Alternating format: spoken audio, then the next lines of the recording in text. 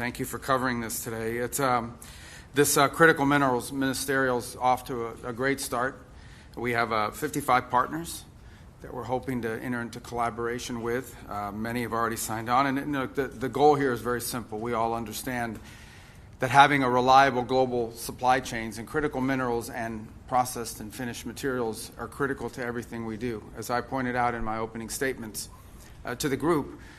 And I think this is a broader mistake made by the industrialized and developed world, as we all sort of fell in love with the design of these things, but forgot that in order to design something, you have to be able to build it, and in order to build it, you have to have the fundamental materials necessary to make it with. That's the key goal of a critical mineral supply, and today it's heavily concentrated in the hands of one country. And that lends itself to, at worst case scenario, being used as a tool of leverage in geopolitics, but it also lends itself to any sort of disruptions, like a pandemic or anything that could, political instability, or anything that could happen. And so it's key and important, and I think there's a growing global recognition that we need to have supply chains for critical minerals that are reliable and diverse across the world. Some countries have a number of critical minerals that they have available to them in terms of mining, but just haven't been able to do it because a foreign competitor will come in, they'll gut the price, they'll undercut it through state subsidies and unfair practices, and so it becomes economically unviable to be able to explore for critical minerals. In other cases, it's the processing. Again, it falls victim to the exact same thing. The private sector can't invest in these things because some competitor will come in and they'll basically do it under cost for purposes of establishing market share dominance. And then once they control that industry, and they're the only ones in the world that do it, then they can charge you anything they want, but they can also use it against you as leverage. Or it could be disrupted if there's any sort of global disruption and so forth. And this is not a sustainable situation. So it's why we've made it a priority. First, we try to lead by example in what we've done here in the United States. And that includes permitting reform that makes it easier to go into this industry on the critical minerals we have here domestically. But also the creating demand, which is what the President announced yesterday by the announcement of a strategic stockpile of critical minerals. But we understand that this is a global challenge that requires a global response. And so we're working here today to create a forum for that to happen. And part of this is this new initiative, Forge, which we described earlier. We have a number of countries that have signed on to that and many more that we hope will do so. That was our first session, was the launching of this Forge initiative. Let me just say I want to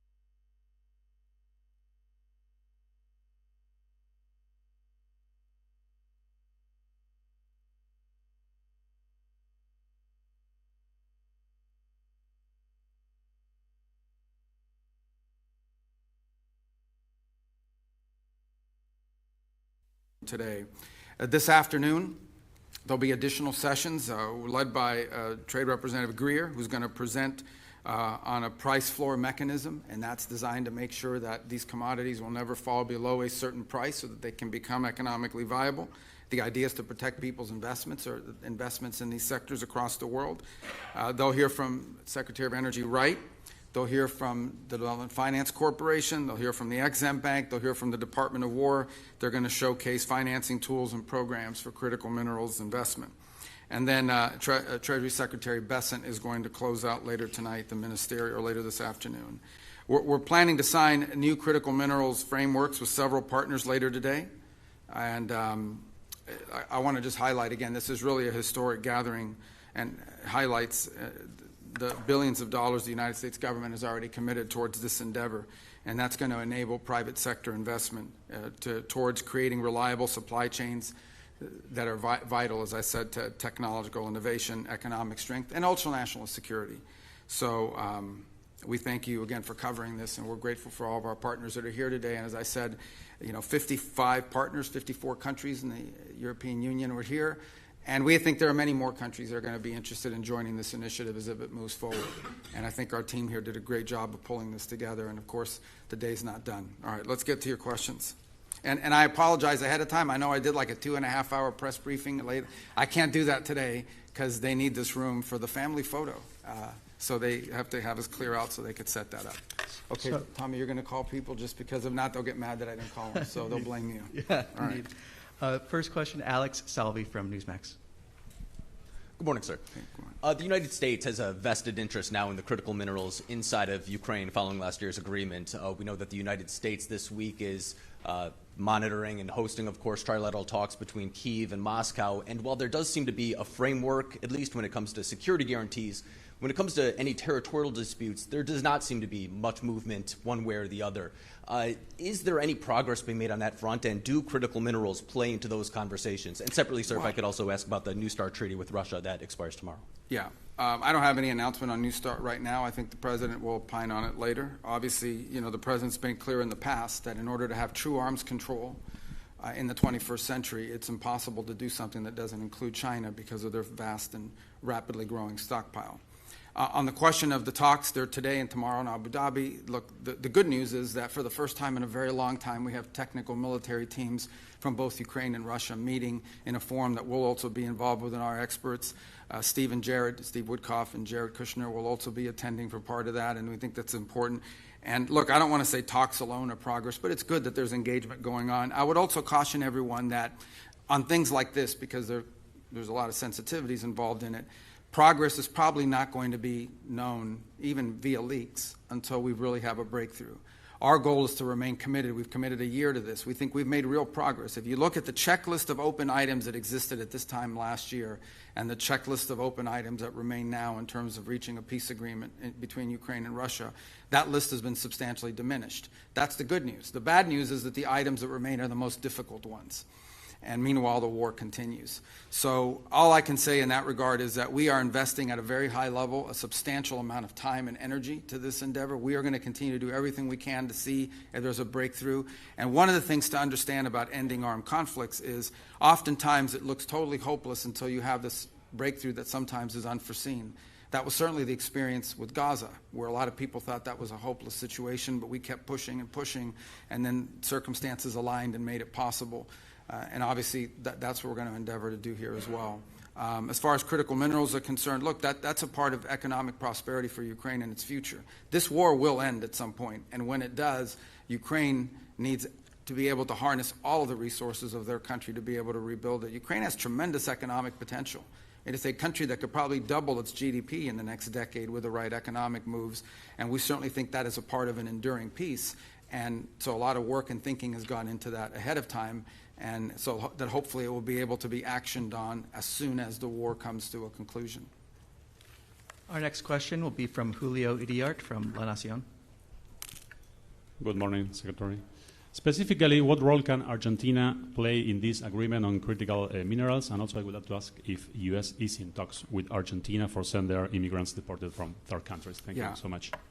Yeah, on the second point, I would say, look, we have conversations about countries willing to accept third-party nationals, but we don't have any deal or anything lined up. I know it's been the subject of media leaks, and sometimes those are with malicious intent, but certainly Argentina is a great partner across the board, and at the end of the day, we have tremendous faith, confidence in our relationship with President Milei and his team, and he will always act in the best interest of the people of Argentina, in the national interest of his country, and so we appreciate that. And on the first point, Argentina is not just has the capability from a natural resources standpoint to be a key partner in critical minerals for the world, not just for the United States, for the world in a way that's good for Argentina.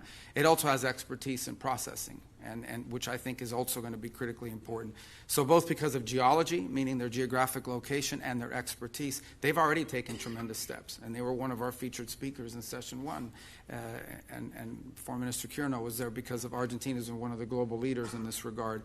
So both because of the resources available and because of the ability to invest and the expertise they have in the processing, I think Argentina is going to be a key partner for the world, not just for the United States, and certainly being located in the Western Hemisphere is of strategic value, both to Argentina but obviously to the United States as well. Our next question will be from Elizabeth Hagedorn from Al Monitor. Secretary Rubio, can you confirm the format and location of Friday's talks with Iran and clarify, given that Iran refuses to negotiate its missile program and insists on a right to enrich uranium, is the U.S. open to a compromise if that means reaching a deal to avoid military action? And separately, if I may, how exactly do these negotiations advance President Trump's repeated pledges to help the Iranian protesters, many of whom are likely to see these nuclear talks as legitimizing the very government that violently massacred its own people? Well, let me first say just on the logistics. At the end, let me back up and say from a big picture perspective, I think it's pretty clear right now, President Trump is willing to talk to and meet with and engage with anyone in the world. I mean, that we don't view meetings as a concession. We don't view meetings as even legitimization. It is our willingness to sit and listen and talk to anyone, any adversary, any ally, obviously, but anyone around the world. And so the president's always been open to that. He showed that in the first administration, and he's showing it again now. And so I think if there's an opportunity to engage directly with counterparts in the Iranian regime, the United States would be open to that, and that's what we're open to. We thought we had an established forum that had been agreed to in Turkey. It was put together by a number of partners who wanted to attend and be a part of it. I saw conflicting reports yesterday from the Iranian side saying that they had not agreed to that. So that's still being worked through. At the end of the day, the United States is prepared to engage and has always been prepared to engage with Iran. As far as the topic of those discussions and what the agenda needs to be, look, I think in order for talks to actually lead to something meaningful, they will have to include certain things. And that includes the range of their ballistic missiles. That includes their sponsorship of terrorist organizations across the region. That includes the nuclear program, and that includes the treatment of their own people. The fundamental problem Iran faces and the regime faces right now is that what people are on the streets complaining about, this regime cannot address. They cannot address it because it's economic. Those problems remain. And one of the reasons why the Iranian regime cannot provide the people of Iran the quality of life that they deserve is because they're spending all their money, they're spending all their resources of what is a rich country sponsoring terrorism, sponsoring all these proxy groups around the world, exporting, as they call it, their revolution. But I remind everybody what I've been saying through my entire career in public service. I said it in my hearing when I was asking for confirmation through the Senate. The Iranian people and the Iranian regime are very unalike. In essence, what the Iranian people want, this is a culture with a deep history. These are people that are the leadership of Iran at the clerical level does not reflect the people of Iran. I know of no other country where there's a bigger difference between the people that lead the country and the people who live there. And so our hope resides in that. As far as the president's views on the way protesters were treated, he was very clear about it. And as you saw, part of what the president said publicly prevented mass executions that were being planned and we're on the precipice of. And obviously beyond that, the president retains a number of options to how he responds to that and future events. But as far as the talks are concerned, I think the Iranians had agreed to a certain format. For whatever reason, it's changed in their system or what have you. We'll see if we can get back to the right place. But the United States is prepared to meet with them. I think it was scheduled for Friday. Steve is ready to go. He'll be prepared for that. If the Iranians want to meet, we're ready. They've expressed an interest in meeting and talking. If they change their mind, we're fine with that too. We'd prefer to meet and talk. I'm not sure you can reach a deal with these guys, but we're going to try to find out. We don't see there's any harm in trying to figure out there's something that can be done. This is a president that always prefers a peaceful outcome to any conflict or any challenge. We have time for one final question. This one from Nahufal and Ari from Maghreb Arab Press. Thank you, Mr. Secretary. Nofan Hari, Morocco's news agency. My question is with regard to African countries, including Morocco, who is participating today. Mm-hmm. How do you envision their role in this ministerial and in the forum going forward? Well, again, it's the same. First of all, this, as I've highlighted before, this is an American initiative to bring people together. We want to serve as the convener, but this is a global challenge. There is not a country in the world that doesn't face this challenge of critical mineral supply chains, just from the perspective of trying to grow economically. Okay? Everybody wants to be an AI. Everybody wants a center. Everyone wants to advance industrially and technologically. Everyone wants to be able to defend their national security. All of these things, whether it's a cell phone, a computer, a semiconductor facility, or the weapons that protect your country, all of these things have to be built with components. And these components invariably involve critical minerals that don't just have to be mined, they have to be processed. So every country has that interest, to have a global supply of critical minerals, not just the raw material, but the processed material that is usable for an industrial capacity. And Morocco shares that with everybody. Second is, every country in the world has, even though they call it rare earth and critical, and they're not really that rare, every country has some deposits of critical minerals. They're different ones in different parts of the world. And so I think Morocco, like any country in the world, would want to be able to use those natural resources in an environmentally responsible way to develop its own economy. And not just the mining, but potentially moving to the processing as well. And so what you look at is if every country in the world has strategic advantages in terms of what it can mine and what it can process, you want to create a network of countries, as many as possible across the world, where we have a reliable supply of critical minerals. This is critical for Morocco, and they can play a very key role because they do have critical mineral supplies that they can be mining, and that creates economic development. But I also think they have a vested interest, like every country I think does, in having a reliable and diverse supply across the world of processed and finished and refined materials that can be used for economic advancement in a cost-effective way. So I think Morocco plays a key role because of the deposits that it has, but also because of its willingness to invest in processing and its cooperation and being willing to be a part of this global initiative, which it will have to be a global initiative. No country in the world has every critical mineral that's valuable, and so it will rely on international cooperation. That right now, you have 90-something% of some of these elements controlled by one nation in one place. And that's just not healthy for the global economy, and it's certainly not healthy for security and stability. So Morocco can be a key part of that, and we're very happy they're here today and seated there at the table with us. So, okay. Thank you. This concludes today's And press I availability. apologize. I love doing long press conferences. I do a longer one, but we got to use this for the family photo. All right. Thank you, everybody.